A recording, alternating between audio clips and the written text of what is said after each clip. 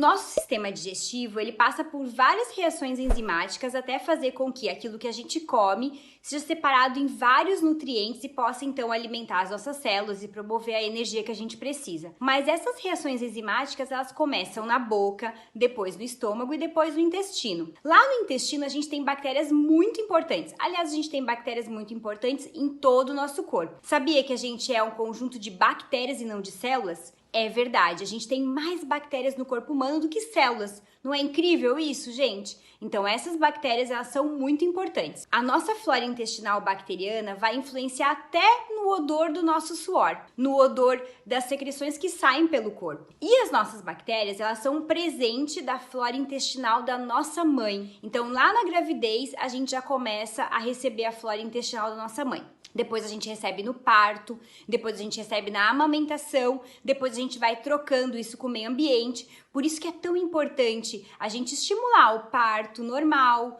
a amamentação, que a mãe suplemente com lactobacillus e melhore a flora intestinal dela, que a criança tenha contato com alergênicos pequena para desenvolver a imunidade.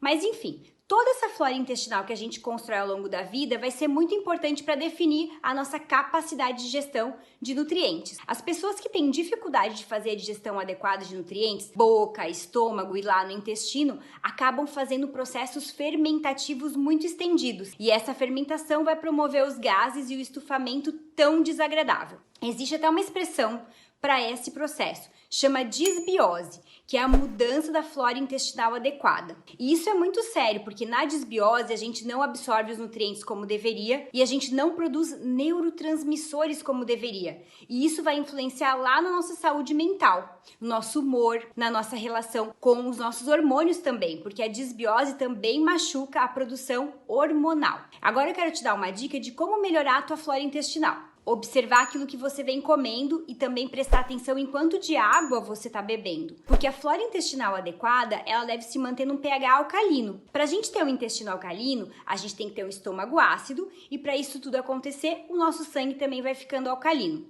Para a gente ter um estômago ácido, a gente tem que evitar, por exemplo, os omeprazóis da vida, evitar a bebida alcoólica e evitar os alimentos muito açucarados e alimentos muito fermentativos de início. Bebida fermentada, como o kefir e kombucha, é muito legal. Só que se você tem muita fermentação já tem muitas bactérias fermentativas no teu intestino, num primeiro momento, talvez não seja legal. Por isso que é muito importante você perceber como que você se sente quando bebe bebidas fermentadas ou quando come comida fermentada. Quais são as comidas fermentadas que a gente normalmente vai comer? O pão, que envolve fermento, o fermento químico ou fermento biológico. E também a gente também conhece o queijo, que também é um tipo de fermentação, ele vai continuar fermentando no corpo, além dos alimentos como o repolho, chucrute, né? Existem outros tipos de processos fermentativos, grãos fermentados, mas o ideal é que a gente observe como se sente quando come comida fermentada num primeiro momento. Quem tem uma coisa chamada SIBO, supercrescimento bacteriano intestinal, deve evitar a comida fermentada de cara